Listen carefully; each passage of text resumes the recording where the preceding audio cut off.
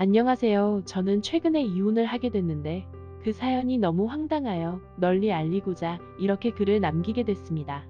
이혼을 한 게 무슨 자랑이라고 글을 쓰나 싶지만 도저히 저만 알고 있기엔 분통이 나서 털어놓으려고 해요.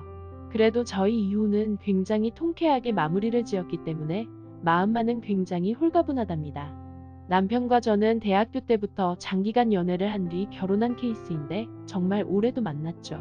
남편은 저에게 첫눈에 반해서 긴 시간 저를 쫓아다녔고 그런 모습이 귀여워 사귀게 됐는데 성격도 잘 맞아서 크게 싸운 적이 없습니다.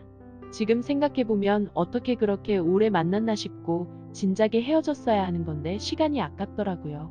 남편은 카리스마 있는 남자와는 거리가 있는 사람이었지만 착하고 순하다고 생각했고 지켜주고 싶다는 마음이 들었었죠. 다른 건 보지 않고 성격 하나만 보고 결혼을 결정한 사람인지라 결혼을 하고 나서도 크게 다툰 적이 없습니다. 결혼을 하면서 많은 부분을 이해하고 넘어갔었는데 예를 들면 저희 신랑은 백수 남편이었지만 돈을 못 벌어온다고 타박한 적이 없었어요. 결혼을 한 지 8년이 지났는데 남편은 한 번도 제대로 생활비를 가져와 본 적이 없습니다.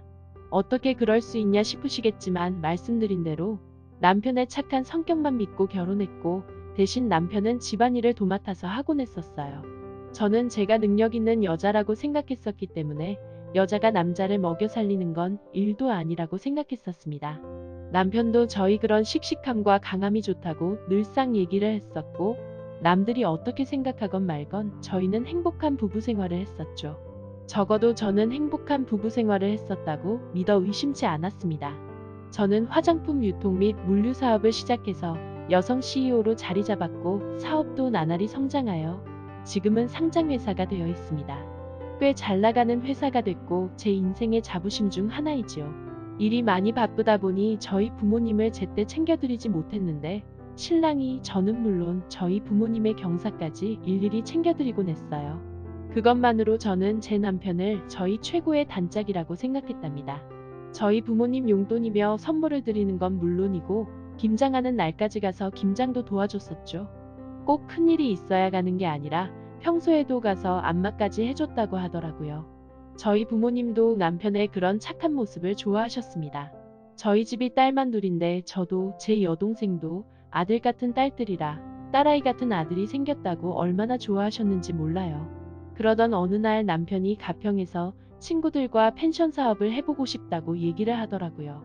남편이 뭔가 의욕적으로 사회에 진출해보고 싶어 하길래 저는 기특한 마음에 물심양면으로 돕고 싶었어요.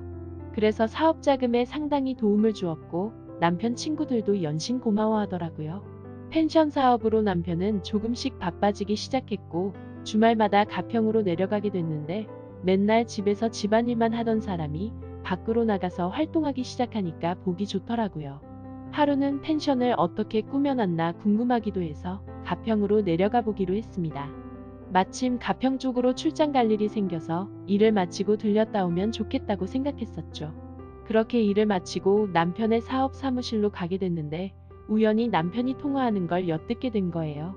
그런데 통화 내용은 제가 살면서 받은 충격 중에 가장 쇼킹한 것이었습니다.